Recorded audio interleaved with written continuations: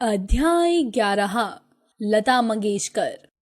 सुर सम्राज्ञी लता मंगेशकर एक ऐसी गायिका थी जिनके गीतों से कभी दिलों में खुशी की लहर उठी, कभी आंखों से आंसू आए तो कभी जीने का सहारा बने। इनका जीवन भी सतत अभ्यास व परिश्रम द्वारा बुलंदियों को छूने की प्रेरणा देता है। ये सदा जीवन, उच्च विचार, स्नेह व समर्पण की प्रतिमूर्ति थी। माँ सरस्वती की वरद पुत्री, अरबों लोगों के दिलों पर राज करने वाली स्वर कोकिला भारत रत्न लता मंगेशकर 6 फरवरी 2022 को इस संसार से विदा हो गयीं। 93 वर्ष का इतना सुंदर और धार्मिक जीवन बहुत कम लोगों को ही प्राप्त होता है। लगभग 5 पीढ़ियों ने उन्हें मंत्रमुग्ध होकर सुना है और हृदय से सम्मान दिया है। उनका निधन अपूर्णीय क्षति है, पर मृत्यु सृष्टि का शाश्वत नियम और जीवन की पूर्णता है। मंगेशकर भारत की सबसे लोकप्रिय गायिका थी। इनकी आवाज ने 6 दशकों से भी ज्यादा संगीत की दुनिया को सुरों से नवाजा है। इन्होंने 36 भाषाओं में 50,000 से भी अधिक गाने गाए थे, जो अपने आप में एक कीर्तिमान है। इनकी आवाज सुनकर कभी किसी की आंख से आंसू आए तो कभी सीमा पर खड़े जवानों को सहारा मिला। ये आजीवन अकेली रही। इन्होंने स्वयं को पूर्णतया संगीत में समर्पित कर रखा था। लता मंगेशकर का जन्म 28 सितंबर 1929 को इंदौर में हुआ। ये पंडित दीनानाथ मंगेशकर और शेवंती की बड़ी बेटी थी। इनके पिता एक मराठी संगीतकार, शास्त्रीय गायक और थिएटर अभिनेता थे, जबकि माँ गुजराती थी। इनके पिता ने गोवा में मंगेशी के रहने वाले होने के कारण अपने सरनेम हार्डिकर से बदलकर मंगेशकर कर लिया था। लता के जन्म के समय इनका नाम हेमा रखा गया था, जिसे बाद में बदलकर लता कर दिया। यह नाम इनके पिता को अपने नाटक भाव बंधन के एक महिला पात्र के नाम पर सूझा। बचपन से ही लता को संगीत और कला का वातावरण मिला। 5 वर्ष की आयु से ही लता को इनके पिता संगीत का पाठ पढ़ाने लगे। ये पिता के नाटकों में अभिनय भी करने लगी। लता को स्कूल भी भेजा गया, लेकिन पहले ही दिन इनकी अध्यापिका से अनबन हो गई। लता अपने साथ अपनी छोटी बहन आशा को भी स्कूल ले गई। अध्यापिका ने आशा को कक्षा में बैठने की अनुमति नहीं दी। इससे लता को गुस्सा आ गया और वे फिर कभी स्कूल नहीं गयी। सन 1942 में इनके पिता ने जब अपने अंतिम समय में घर की बागदौड़ इनके हाथों में थमाई थी, तब उस 13 वर्ष की नन्ही जान के कंधों पर छोटे छोटे 4 भाई बहनों आशा, उषा, मीरा तथा हृदयनाथ के पालने की जिम्मेदारी थी। लता जी ने अपना समस्त जीवन उन चारों को ही समर्पित कर दिया। नवयुग चित्रपट मूवी कंपनी के मालिक मास्टर विनायक मंगेशकर परिवार के नजदीकी लोगों ने लता का करियर गायिका और अभिनेत्री के रूप में संवारने के लिए मदद की। लता को अभिनय पसंद नहीं था, लेकिन पैसों की तंगी के कारण इन्होंने कुछ हिंदी और मराठी फिल्मों में छोटी छोटी भूमिका अदा की। 1942 में रिलीज हुई मंगला गौर में लता की आवाज लोगों को सुनने को मिली। 1945 में लता मंगेशकर मुंबई आ गईं और इसके बाद इनका करियर आकार लेने लगा। वहां पर इन्होंने भिंडी बाजार घराना के उस्ताद अमन अली खान से भारतीय शास्त्रीय संगीत सीखना शुरू किया।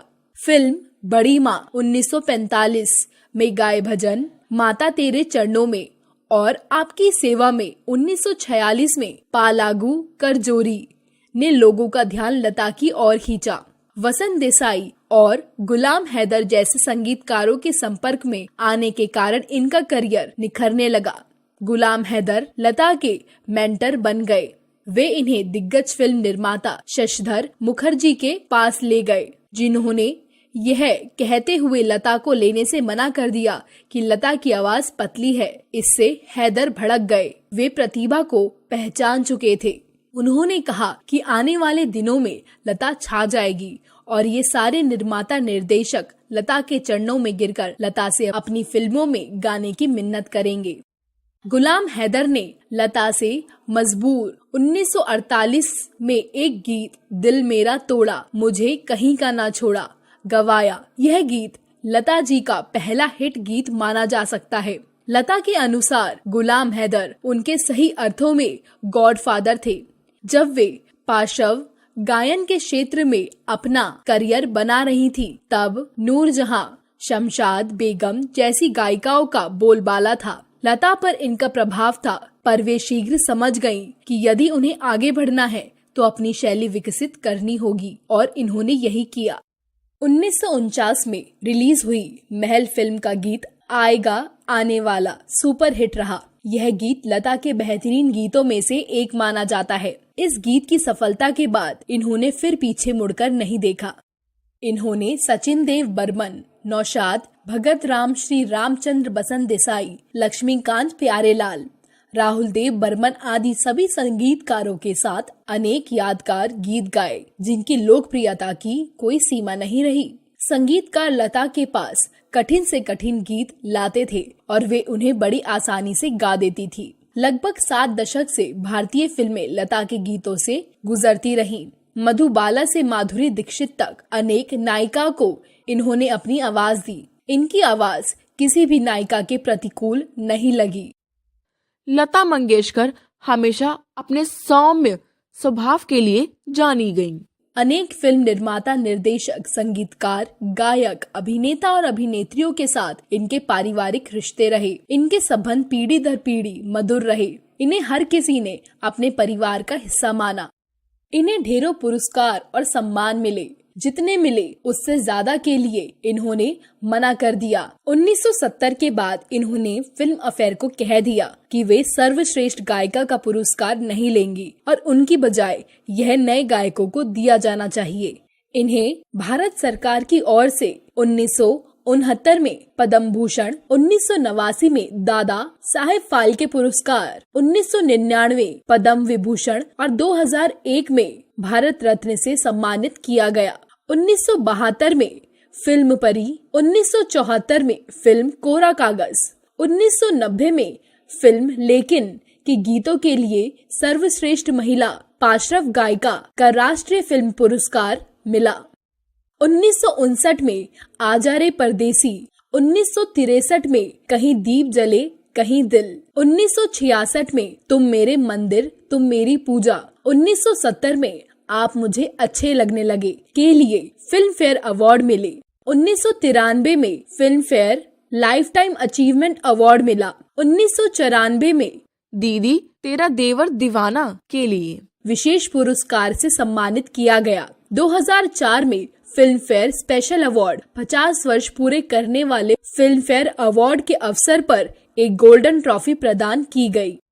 महाराष्ट्र राज्य फिल्म पुरस्कार 1966 व 1977 में इन्हें सर्वश्रेष्ठ गायिका पुरस्कार से सम्मानित किया गया। 1997 में महाराष्ट्र भूषण पुरस्कार तथा 2001 में महाराष्ट्र रत्न से इन्हें सम्मानित किया गया। बंगाल फिल्म जर्नलिस्ट एसोसिएशन ने इन्हें 1964, 1967, 1968, 1969, 1970, 1971, 1972, 1973, 1975, 1981, 1983, 1985, 1987 एवं 1991 में सर्वोत्तम पार्श्व गायिका के पुरस्कार प्रदान किए। इनके अतिरिक्त इन्हें अनेकों पुरस्कार व ट्रॉफियां प्रदान की गयी। मध्य प्रदेश सरकार ने इनके नाम पर पुरस्कार भी स्थापित किया है। लता जी का अपना अंतिम गाना 2019 में रिलीज हुआ था। लता जी ने इस गाने को राष्ट्रीय तथा भारतीय सेना के सम्मान में आवाज दी थी। सौगंध मुझे इस मिट्टी की शीर्षक वाले इस गाने को मयूरेश पै ने कंपोज किया था।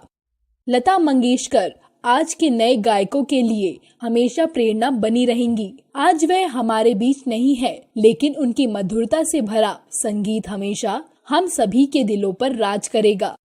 माँ सरस्वती का तुम थी हस्ताक्षर गाई जाओगी